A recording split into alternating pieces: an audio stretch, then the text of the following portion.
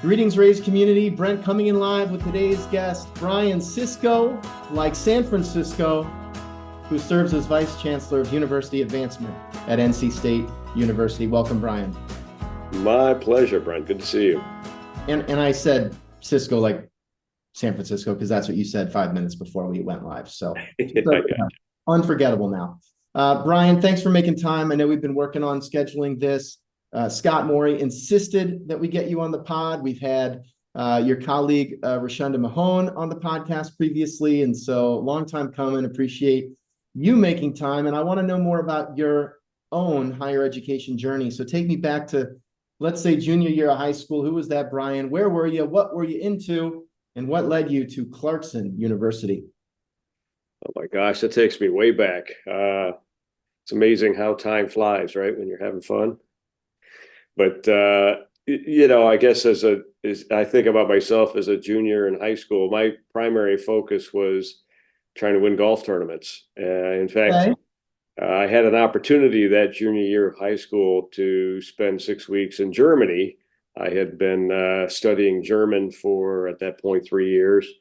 And I declined the opportunity because it was going to interfere with my golf tournament schedule. I'm yet to get to Germany, which is really annoys me on a regular basis, but it's on my bucket list, especially now that we have a nonstop flight from RDU direct into Frankfurt. So I have no excuse at all to make that trip possible. But my journey was one where, And Brian, yes, sir. here's what we're going to do. All right. Like we are going to scour every data source we have at our disposal and find you the absolute best NC State prospects in Germany just to make that an easier trip to justify. All right. So that is on us. All right, let's do that. See what happens. Take advantage of that nonstop flight. I love it. Yeah, you never know. Well, my story was that I ended up at Clarkson University as a referral from a professor I had at community college. So I'm one of those folks that was in a position where I didn't have the resources to consider something more than a community college opportunity, and yet it was a great experience for me. But I had a business professor who said you need to check out Clarkson. They've got a decent business program. At the time, too, I was a soccer goalie as well as a golfer, and so it gave me an opportunity to consider continuing to play sports at a Division III level. So Love it. Hey, Brian, tell me, what was the community college called? Jefferson Community College, based in Watertown, New York. And when you think about that professor's influence, who was the professor? And it sounds like you really trusted that guidance. Well, I wish I could remember his name, to be honest with you, but he had a friend who was on the faculty at Clarkson, and so I made a phone call and applied without visiting the campus. Was accepted and started in I guess it would have been the fall of '85. So I was a transfer that came in as a junior and Wow. finished 2 years Did there. you continue golf or other sports at that time in your life? I had participated and played both soccer and golf at the community college, and then I continued on to play golf at Clarkson. I mean, for those that don't recognize, New York State is a big state, and Clarkson is located in Potsdam, which is literally 15 miles from the Canadian border, eh? And so the nearest airports are Montreal or Ottawa, and so but what's really neat about that neck of the countryside is there are four colleges / universities in a 10-mile radius. So you have Clarkson, Potsdam State, St. Lawrence University, and Canton Tech, which is part of the SUNY system as well. Outside of that, the industry is farming, right? It's a very agricultural part of the state, but God's country in a sense. I think of Potsdam today. It was 20 degrees here in Raleigh this morning, which is very unusual. But that was not unusual. It's a very Potsdam-like day today in Raleigh. Sunny skies, but pretty cold.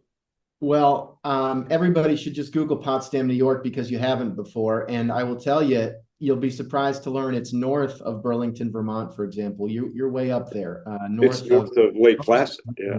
yeah, north of Lake Placid. Okay, so just while we're on the topic of golf, you don't get to play golf at any level without putting a ton of time into it. And so I just got to ask you, like, through that junior college, community college, Clarkson experience, just like most memorable golf experience and then I just got to ask, in your life, most memorable golf shot of your life. Ooh. Well, I was one of those kids that picked up the game before it was cool.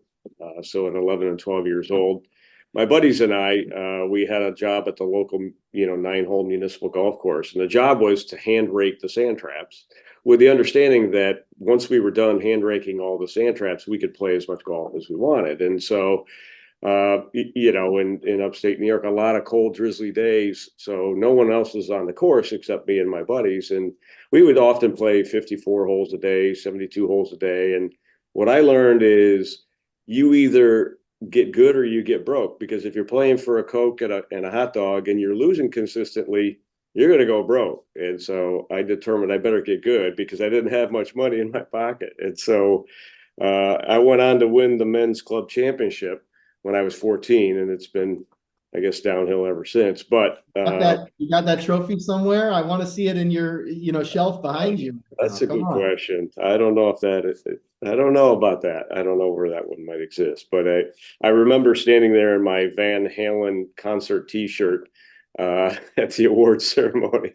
That's before golf attire was considered the norm, I guess. But and what was that? Now I'm picturing a mullet. I'm picturing the whole deal at this oh point. yeah. What was that club called, Brian? It was called Tamaces. It's now called the Adams Golf Club or Adams Country Club, but at the time, the owner was named Al Thomas, and so Tamaces was the name of the little. I grew up in a one stoplight town, 1,200 people, where I would literally ride my bicycle the 1 mile from our home to the golf course every day, and that's where I spent my youth. It's one of the reasons why today I serve on the local chapter board of the First Tee, which is a national organization, but most cities have a First Tee chapter, and I think about the opportunity that golf can bring today's youth who might be maybe a little misguided or don't have that opportunity, and that's exactly what First Tee does today. We serve over 1,600 young folks here in the greater Raleigh area, so it's rewarding to be part of it, something like that. Well, I want to know more about that. I'm not familiar with First Tee, but I'm looking at it right now. First Tee is a youth development organization that enables kids to build the strength of character that empowers them through a lifetime of new challenges.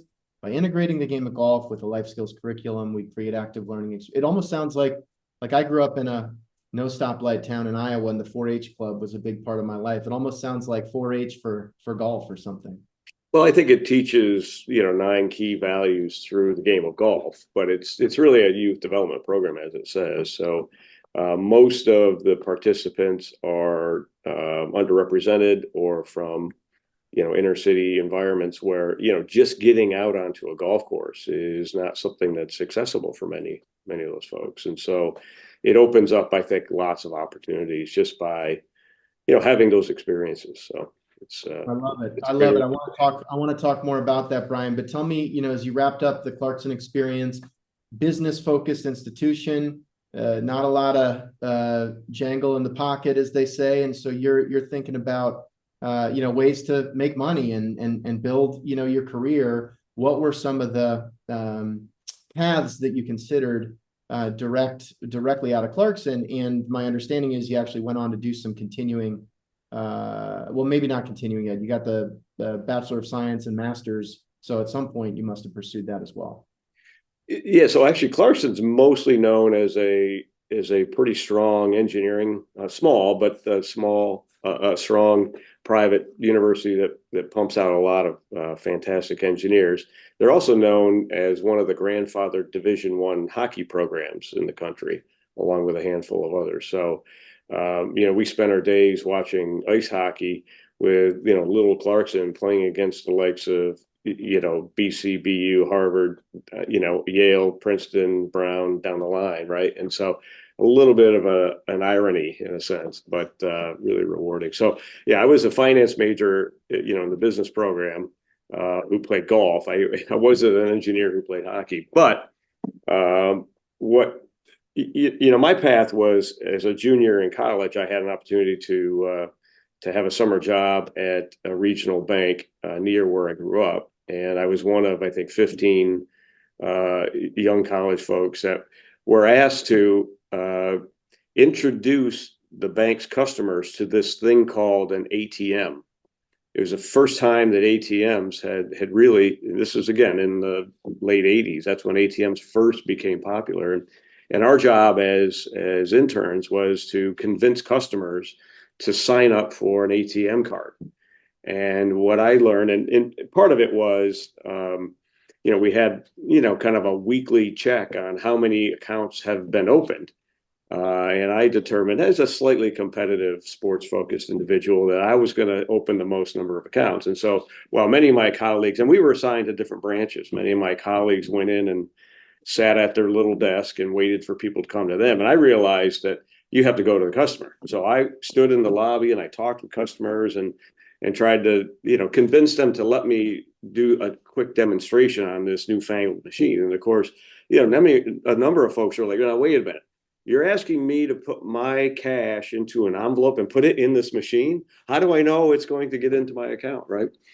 And so, spent a number of days and weeks convincing folks to do just that. And I was proud to say that at the end of the summer, yours truly had opened the most number of accounts. But that led to a job offer to come back to the bank into a management training program upon graduation, which I ultimately did. And so I went through a year-long training program.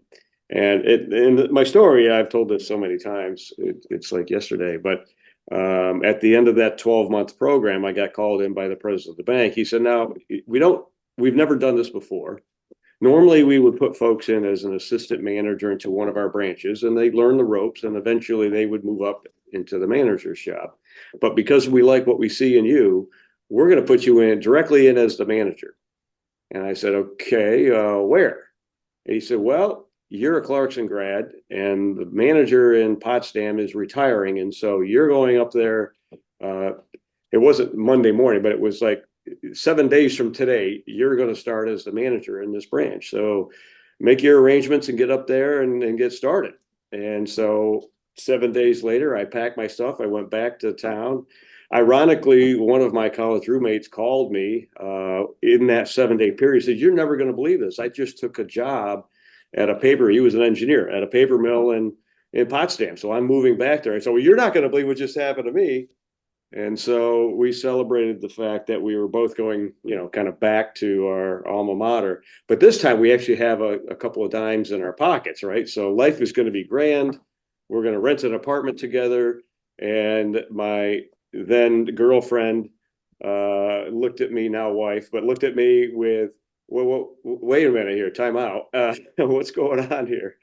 And so in that 7 day period, I realized as I was moving my friend from Cleveland, Ohio, back to Potsdam, I'm driving the U-Haul. I literally stopped at a shopping mall, went in and bought a ring. It finally dawned on me, because I've got a U-Haul that won't go more than 50 miles an hour with no air conditioning and no music, that I needed to get my act together. So in that 7 day period, I bought a ring. I proposed to my wife. We ended up getting married a year later, but that was probably a critical aha moment for me, because I think if I'd moved up there without having taken those steps, who knows where the future would have led. And so we've been happily married now for 35 years, and it's been great. But so anyway, I start this job at the bank. I'm literally. Ryan, I mean, hey, I you know, might man. have I that know story it's a whole hard to bunch of believe. times. You told it to me one time. Thank you. It's one of my all-time favorite stories. I mean, I've done almost 200 of these episodes. That is amazing. Yeah, it was. So congratulations, 35 years later. And yeah, tell me about getting settled in as that regional manager. By the way, like, we talk a lot about mentorship on this podcast, right? And like those little nudges, conversations, inflection points that change the trajectory of your life. It's like, the movie Back to the Future, you go back and the manager doesn't, or the president doesn't make you the manager, like the whole, space-time continuum changes, right? So here we are. Amazing. I love it. And you got to sort of seize the moment. So what was it like settling in? And by the way, what's it like being a 22-year-old, management trainee boss of all the people in Potsdam that I'm guessing were, in most cases, well-tenured employees? Right. So I'm moving. My office is the bank itself is literally 200 yards from my fraternity. Keep in mind, I just graduated the year before. So these guys are knocking on my window at 4 o'clock on a Friday afternoon. Come on, you gotta meet us downtown. And I'm like, gentlemen, this is a suit and this is a job. I'm sorry, I can't do that. And it was tricky, right? Because now I've got responsibility. I walk into the branch on the first day and I've got 12 employees, all women, most of whom are old enough to be my grandmother. And I'm like, holy cow, what am I into here, right? I go to lunch with a couple of board members and I come back and one of the tellers is in my office and she's, the tears are streaming down her face. And I'm like, oh my God, what happened? Did somebody rob the bank while I was gone? And she looked at me and she pointed at one of her colleagues and said, no, she didn't say hi to me this morning. And I was like, oh my Lord, what am I going to do with that, right? And so I immediately went to the head teller, Lois, and I said, Lois, how long have you worked here? And she said, well, 45 years. And I said, in all that time, you've never been, empowered to manage the teller line? She goes, no, Joe always was in charge of everyone and everything. I said, well, from this day forward, Lois, you are now in charge of the entire teller line. And she couldn't have been more happy, right? She'd always wanted that opportunity and that responsibility. And I said, and so that includes all the highs and all the lows. And she goes, I got it. I just have always wanted that responsibility. And Joe would never give it to me. Joe had been the manager for like 30 years, right? And he finally retired and they sent some 22-year-old kid in there to run the joint.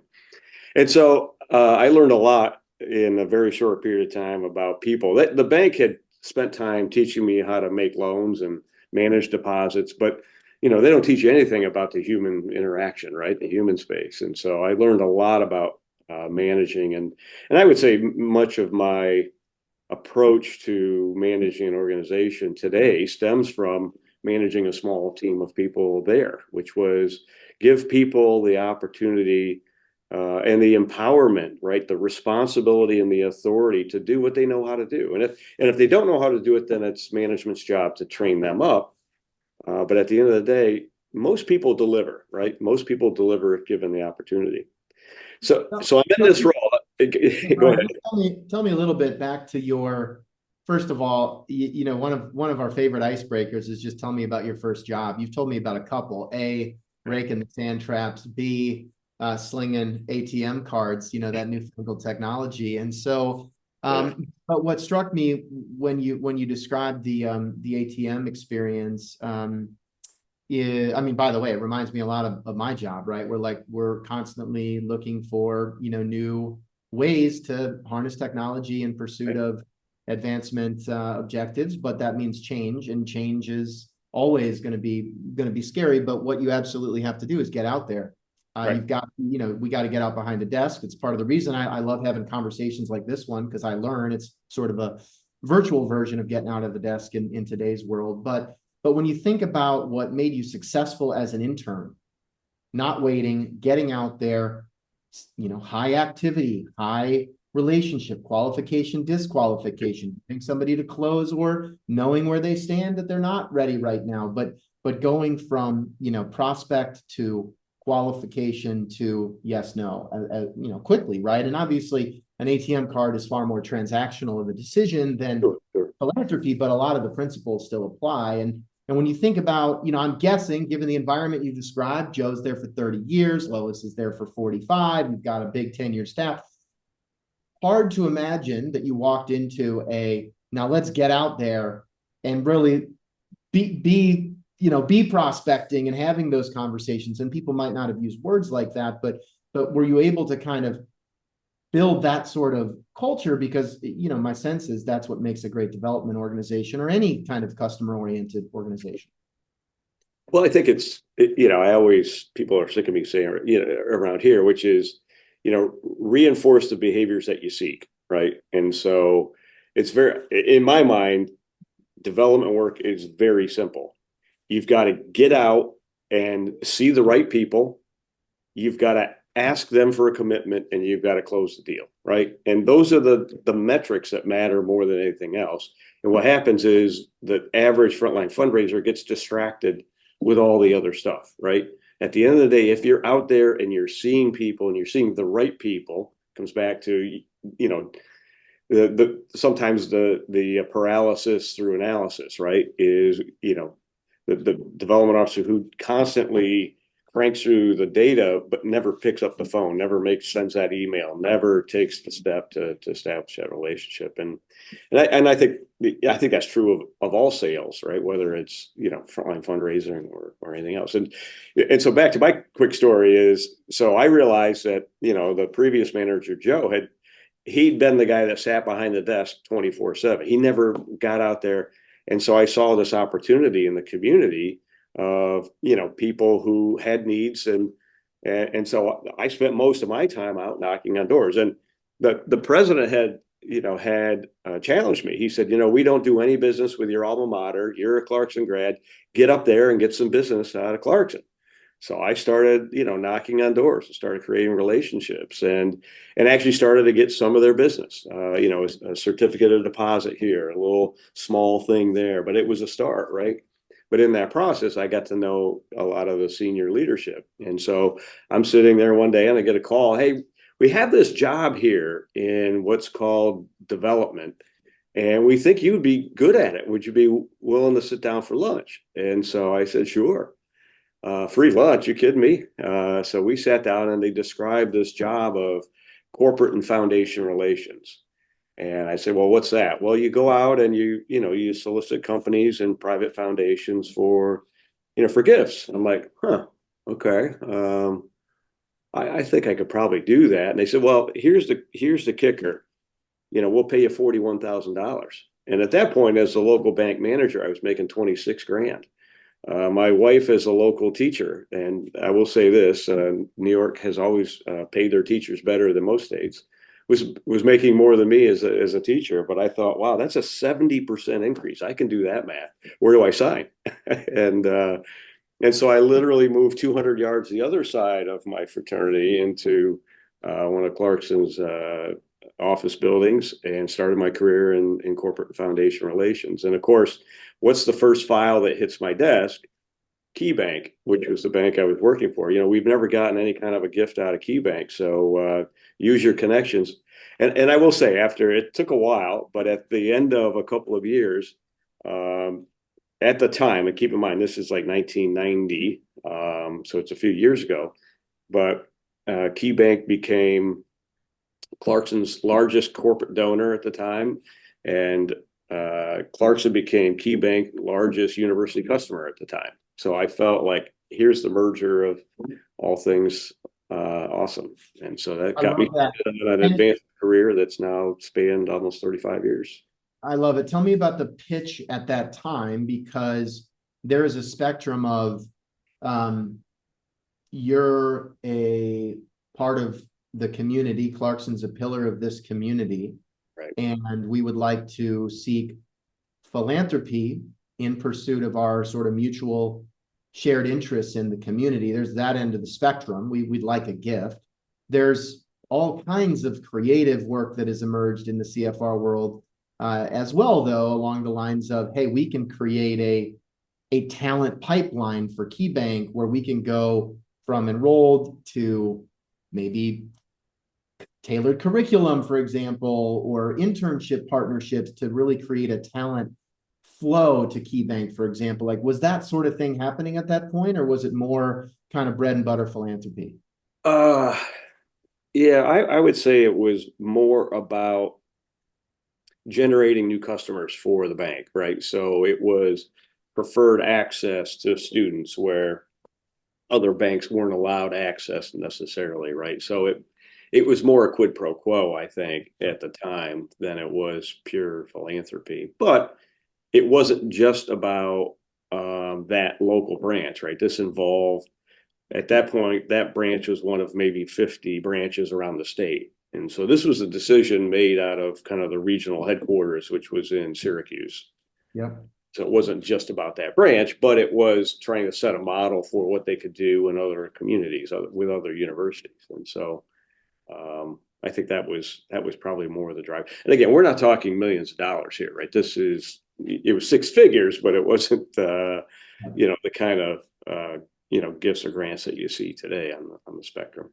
So really good run in Potsdam. I mean, you must know everything about Potsdam. You should write a blog about Potsdam at this point. But so you know everything about Potsdam. As a point of reference, today Clarkson University has, let's call it 40,000-ish alumni in that range. And then you get the call to Syracuse.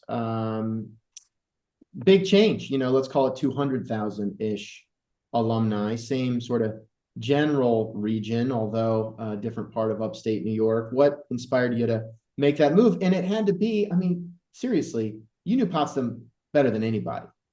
And Clarkson better than anybody. And so what was it like moving to a new city where you probably didn't know a lot of people, and a place where you didn't know all the deans and the professors and the history and the mottos and all those things that I'm sure you had grown to know in your sleep at Clarkson? What was that transition like? Well, I think there are a couple of things. In fact, I found in my files the other day, I can't believe, back in the 90s, right? This is pre computer. You literally wrote memos, right? I had a true secretary. We don't have those anymore, but Donna Seavey could type like 180 words a second. And so I would either hand scratch something out, or I would dictate it onto a dictaphone, or I would dictate it to her. She knew shorthand, and she would literally type a memo. And if it needed changing, she could retype it in like 5 seconds. And so I remember there was a memo I wrote where, I had an aspiration to, someday lead a world-class, top 25 university development program. And I realized, after having been at Clarkson for 10 years, that Clarkson just would never have the ability to achieve that, right? It just was too small. Its capacity was just so limited, right? And I had, I don't know whether I like this phrase, but I felt like I had done what I could do there. I kind of achieved what I could achieve, kind of optimized what I could do there.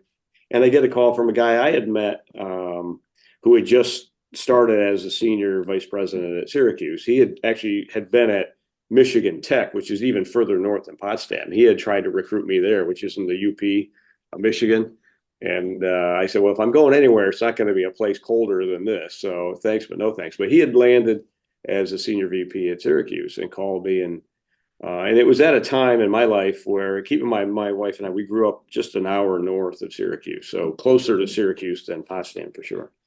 And at that time, my parents were not in great health. And so here I am in my mid to late 30s, and being closer to home made more sense. And the opportunity to join a program that was larger in scale with the potential to help try to grow that. And so my first day at Syracuse was September 11th, 2001, of all days to start a new job, right? And of course, anyone that was alive then knows where they were on that day. And I remember being I was meeting the director of plan giving when the planes struck, right? And the quick story there is that my boss and I were scheduled to meet a couple of trustees for lunch, and his son was at the World Financial Center next door, and of course he couldn't get in touch with him. So he said, "Listen, you go out, meet the trustees for lunch. I gotta deal with my family." Of course, right? And so I meet these two trustees for lunch, and you may recall, I mean, it was a gorgeous day. It was September, gorgeous sunny day. And so after lunch, these two guys said, "Well, there's not much we can do about what's going on in New York, so let's play golf." And I was of the mindset, at that point, you just want to hug your kids, right? But what can I say? I'm the new kid on the block. So I spent the day September 11th playing golf, which is about the last thing I would have wanted to do. As an aside, I was 4 under par through 9 holes because, of course, the best thing about golf is to not think about it, right? So my head was elsewhere. Um, but anyway, one of the things I talk about is opportunities that come your way that don't require you to leave I mean, I've been at 3 universities in 35 years, right? And that's a little unusual, certainly today, by all means. But what I had were opportunities at Clarkson. So I ended up with 3 different jobs, progressively increasing responsibility over 10 years at Clarkson. I moved from an assistant vice president to an associate vice president to a vice president at Syracuse, ran an unbelievable $1 billion campaign, one that we had no rights doing. I mean, the consulting firm said, looking at the data, you should probably focus on about a 500, maybe 550 campaign. A new chancellor came in and said, "No, we're gonna do $1 billion because we need to be in the $1 billion club." So no basis of data to support that. And of course, we launched the campaign in November of 2007, of all times to launch the public phase of campaign. Of course, Bear Stearns closed their doors six months later. And we had a mantra through the Great Recession, which was soberly optimistic persistence. SOP was the mantra. And we concluded the campaign in 2012 at 1,044,000,000. We made it by the skin of our teeth, but we made it on time and with the perspective of soberly optimistic persistence. So went through that period and a lot of transition through that time. And interestingly, it was right after that. So in the fall of 2013, the chancellor who'd been in place was asked to leave early in January of 14. Meanwhile, a new chancellor had been hired in September of 13. But the sitting president was bound and determined, or chancellor, to stay until the very last day. The provost was named the interim chancellor because they were trying to transition through a new appointment. So I had basically 3 chancellors all at the same time, all wanting appointments in New York City, all the same week. When I got a call from Whit Kiefer and said, we've known you for 25 years. You need to meet this guy, Randy Woodson, who's the chancellor at NC State. And I said, listen, I'm so busy, I can't even talk to you right now. I kind of hung up. And a week later, Manny Berger called me back and said, listen, I know you're busy, but would you get on a plane and fly down and meet this guy, Randy? I know you guys are going to hit it off. Worst case, you'll have a nice steak dinner. You'll stay at this place called the Umstead. It's kind of nice. And you'll come home the next day. And I said, all right, Manny, as a favor to you, I'll do that. And I came down and I sat with and a track record of the free lunch, free dinner, gotta go. Yeah, right. So I sat there with Randy Woodson for 3.5 hours and said, wow, this is at that point, and he is my 8th college president that I've worked with and for. And he's proven to be by far and away the best college president that I've ever had interaction with. And frankly, I think one of the best in the country. And so I made it was a tricky decision because I had a lot invested in Syracuse. By that point, my parents had passed away, but we still had, tremendous number of friends and family. And it's, like any job change, right? They're always tough, right? They're always tricky. But I saw an opportunity to really be the top dog. The interesting story about Syracuse, through all that transition with 3 presidents all at the same time, my boss had been suffering with terrible bone cancer, multiple myeloma. And so he hadn't been able to step base in the office for over a year. So, but somebody's got to guide the boat, right? Somebody's got to, to run the show. And I was, in a sense, the number 2 person. So throw that wrench in. So it was unclear with the new appointee whether he was going to retain me in that top spot or not. And because all of this kind of crossed over at the same time. He was just getting started, and so I had a decision to make. Do I wait and see what's going to happen here with the new person, or do I take a bird in hand and make the shift to North Carolina? And ultimately decided to make that shift. And so I've now been at NC State for 10 years and living the dream. Tell me about the first month, first 3 months, just big change, right? Again, a new community, a new region, a new institution to learn about. And I always think about like, it's just got to be so overwhelming for any person to step into that senior vice president, vice chancellor type role, where you have to learn the institution, you have to learn your staff, you have to learn all these other stakeholders, you have to learn the community, Right. kind of all at the same time. And so how do you even, what advice would you give that Brian, if you could go back in time 10 years, around just how to manage such a big transition and all of the relationships that, you're kind of drinking from the relationship fire hose during a transition like that? Yeah, I think it goes back to, job number one is you got to get out, right? And so I think, on my very first day, the first thing I did was I went out and visited, right, wrong, or different, advancement at NC State's located in 8 different buildings, right? So we're not University of Michigan where we're all in one high rise, right? We're spread out. And so that has its pros and cons, but mostly cons, because it's hard to create that culture, that collaboration when everyone's physically working in different parts of campus. And it's a big campus.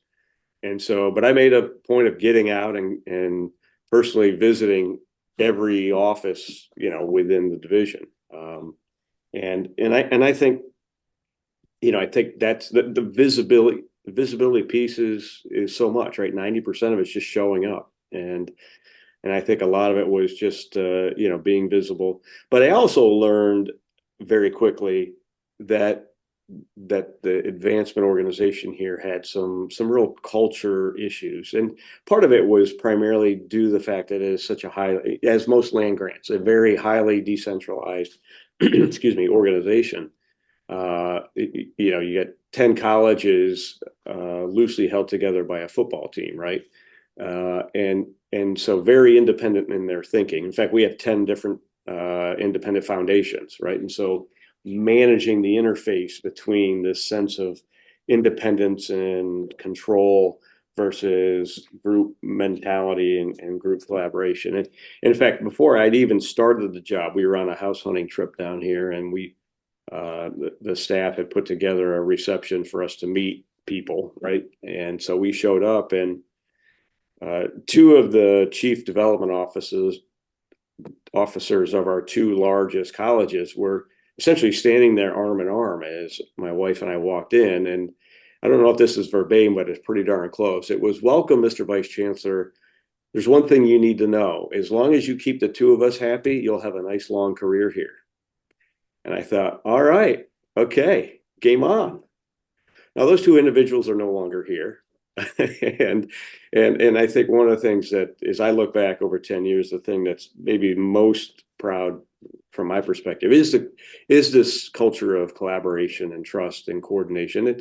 It's never perfect, right? You'll never be perfect, but I think we've come such a long way in terms of how we all work together in this large enterprise.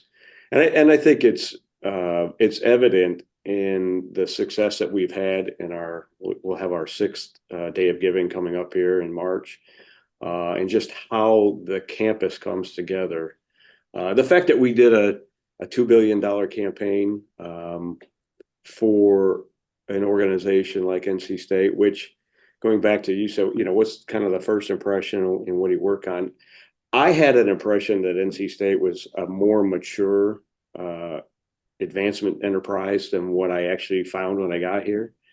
And that's just driven by the fact that it's been so well supported by the state as a public university. Even today, a third of our budget is state appropriation, which is unheard of almost today. That's such a high percentage of the operating budget is provided by the state. But if you go back 30 years, it was there was no need to raise money because the state paid for everything. And so NC State only started to get serious about advancement work, I would say, in the early 2000s. And so what I found was a place that had tremendous potential, but just hadn't really tackled some of the basics of what a mature advancement shop would require. So one of the things that we rolled out was a very tangible strategic plan, really focused on, imagine if we could tackle these big hairy projects that don't seem doable, but if we could figure it out, would allow us to leapfrog in maturity.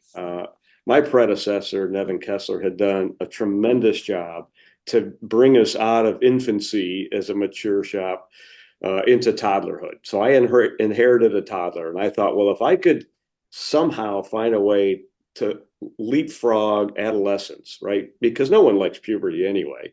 So if we could go from toddlerhood to maturity, imagine the success that could come with that. And so we undertook a number of these big, hairy projects, one of which you mentioned, Rashonda, earlier, which was to transition a very historical alumni, dues-paying membership organization into one that's far more inclusive, far more expansive than, focusing on 12,000 paying members, right, who write a $49 check. And Rashonda has led that team through that process.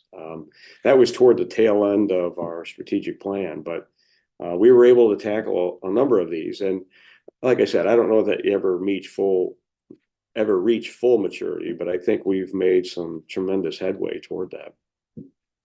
And so when you think about that in the context of, not to get too specific on technology, but you described your experience with a big shift around the ATM space, and then you had to live through another transition where we started emailing donors, and then you had to live through COVID and sort of everything that we learned there.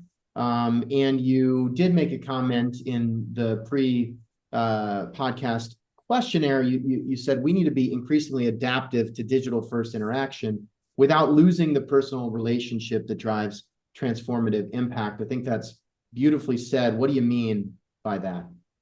Well, I believe that the Willy Loman model of fundraising will continue to have elements, right? We still need to take our briefcase and hit the road and have personal interaction with people. But as I mentioned earlier, I think the frontline fundraiser needs to get out and see the right people. And seeing the right people is where the use of digital technology needs to guide, direct, enhance that interaction, right? And or preset that interaction, because, we've got today about 300,000 alumni.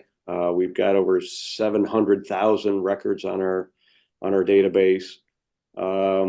You just can't throw a dart at the board and assume that that's the right next person to go see, right? And while my reference here is really focused on the maybe a major gift element, it really starts at the ground level, right? In terms of the work that we do in annual giving, the work that we do in leadership annual giving, all the way up through the various levels of the pyramid. And this is where, I rely on people like Adam Compton and Jeff Bainham and others to understand the application of the technology. I'm at least smart enough to understand that if we invest in those technologies, that smart people like Jeff and Adam and others, Amanda and others will know how to apply that technology to the challenge at hand. And I think we've been able to do that, and maybe at levels hopefully better than some others, which have given us a little bit of an edge in building our pipelines and in really understanding who do we interact with and how. I'm honestly thrilled that we're finally at that point where we're going to move away from a calling center. It's actually been profitable for us. So on one hand, it's a little both ways here. But I can see us investing those resources in other digital technologies that will have a higher return on investment for sure.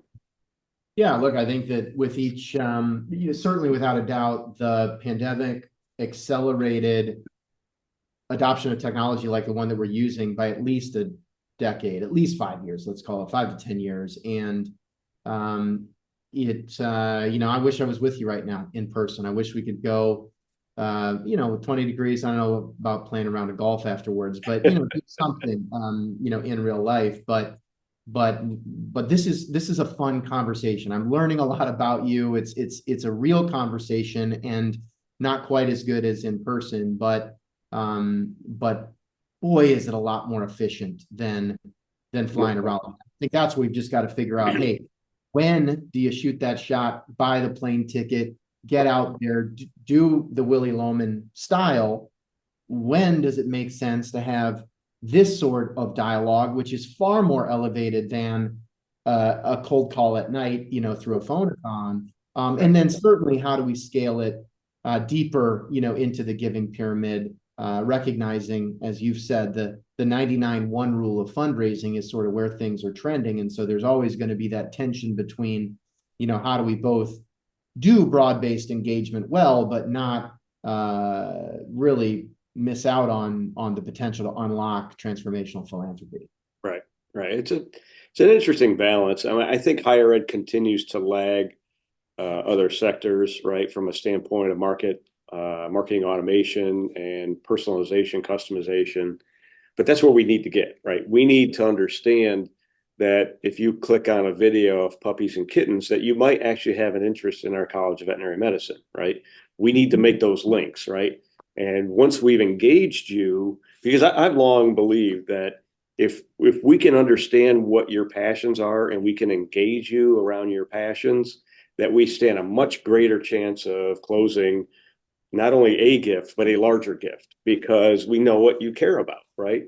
And it's it's a tricky phenomena for some faculty and others to get their head around, because they assume that if so-and-so graduated from my department or my college, that's where their passion lies. Well, it may be that that's on the list, but it may be further down. And maybe the passion is the library, or maybe it's the marching band, or maybe it's, some other element of their student experience that stands out to them at a much higher level, that if we can engage them around those interests, imagine what the possibilities could be, right? And so understanding that, tapping into that, leveraging that becomes, I think, our challenge to be able to optimize the output. Yeah, I think that's really well said, and such an opportunity to mine this growing digital data set to reveal those interests. Then you can layer on things like capacity and net worth and assigned, have they been visited before, and really start to narrow it down to an actionable group of people that warrant outreach right now. Because one thing that is for sure revealed in the data in this sector is there are way more qualified prospects than there are slots in gift officer portfolios with our current staffing model. And so the importance of harnessing that data to reveal the best prospects is critical. No question. All right. And that's where EverTrue comes in, right? I mean, that's we're trying. Absolutely. I mean, look, like, I think that there are things that we've done. For example, you talk about just back to 300,000 alumni, 700,000 records. I'm just looking right now just to get a quick look. There are 28 people who went to NC State that work at big companies that have gotten C-level promotions in the last quarter, for example. All right. So that's going from 300,000 down to 28. And then what we have to continue to do is, how do we go from those 28 names with a real reason to reach out now?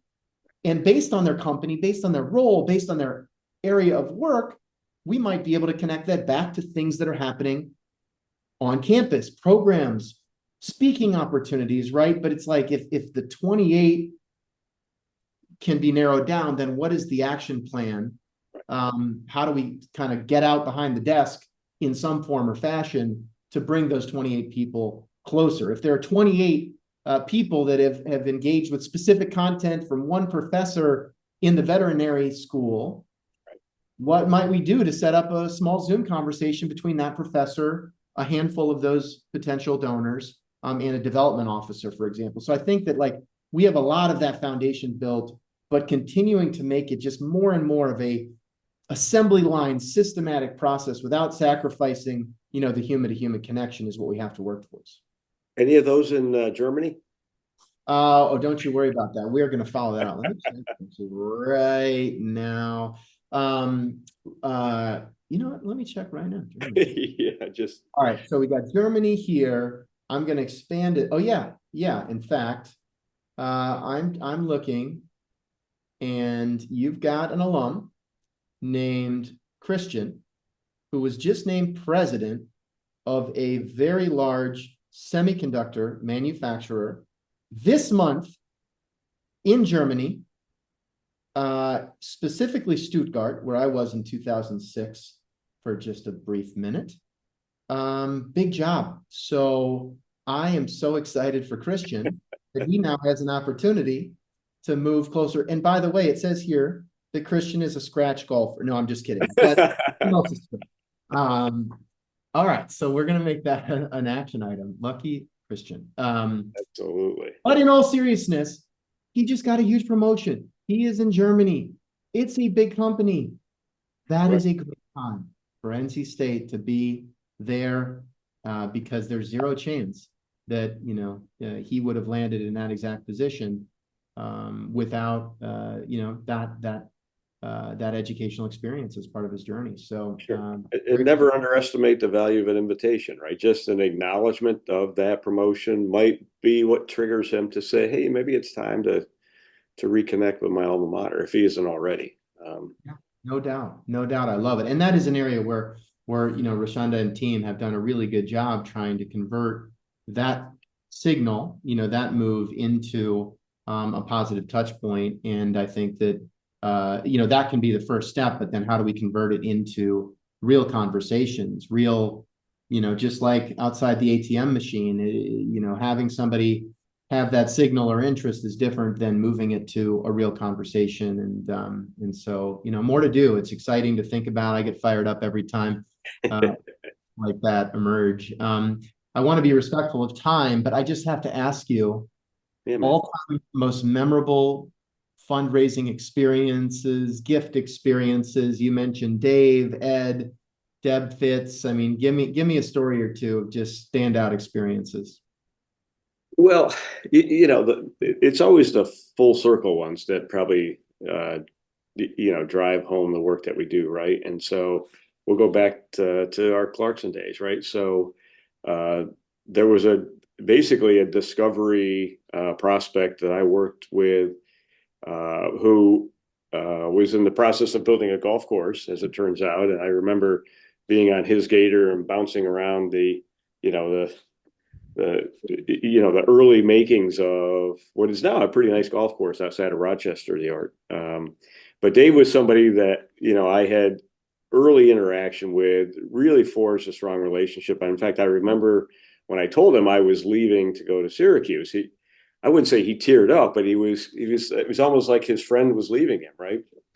And while we kept in touch a little bit over time, turns out that my best buddy's on the faculty at Clarkson, remains on the faculty today at Clarkson, and he ended up connecting with Dave as a faculty member. And fast forward about 20 years, Dave ended up naming the business school at my alma mater with a $20 million gift, right? And so, and my best friend, Mark, is the Dave Ray professor. So he carries the name in a name professorship as part of the name college or a name school. And so to see something like that come full circle, Dave has since passed away, which is unfortunate, but his legacy lives on, right? And to think that, I was part of, so I didn't close that gift. In fact, I'm not even sure I got a gift out of Dave by the time I had departed, because it was still a fairly new relationship. But to see that grow and to see him eventually leave his legacy and naming, the business school at my alma mater, which I attend. I mean, it's like storybook kind of stuff, right? I love it. That's what it's all about, Brian. Yeah. I can't think of a better story to close on. I'll let you give your team a shout out for sure. And I have to ask, are you hiring? And if people want to get in touch with you, I know you are active on LinkedIn, but any other preferred method? Well, I'm probably the best LinkedIn stalker there is out there. So I am present out there. We're always looking for amazing talent. And as a large organization, we now have 300 plus in advancement at NC State. We are actually in the final stages of a search for a new chief communications and marketing officer. I'm really excited about the finalist pool. It should come to a close here in the next couple of weeks. But at NC State, marketing communications is part of advancement, which is something that isn't typical these days. But I find that interaction is critical for us to achieve our objectives, right? Because at the end of the day, how and what we communicate links so tightly to the work that we do in alumni engagement, in frontline fundraising, et cetera. So, I'd like to think that, we have built a culture here which goes against this notion that we're in competition with one another, but we work together to achieve our objectives. At the time we finished our $2 billion campaign, I did the math. We were only the 12th public university to have achieved a campaign of that magnitude at that time. There have been some since, but to think back to that memo that I wrote in early 90s, I feel like we still have room to go. Being one of 12 public universities to achieve a $2 billion campaign, one that was a toddler just a few short years ago, is something I'm very proud of. So if you're interested, come be part of our team. We got a lot of exciting things going on. I love it, Brian. Thank you so much. It's been a long time coming. What a fun conversation. Really appreciate you sharing the journey, and look forward to seeing you in real life here at some point in 2024 or beyond. Would encourage everybody, look up Brian, reach out, follow what's going on at NC State. And with that, I'm going to close today's episode with Brian Sischo, like San Francisco, who serves as Vice Chancellor of University Advancement at NC State University. Take care, everybody.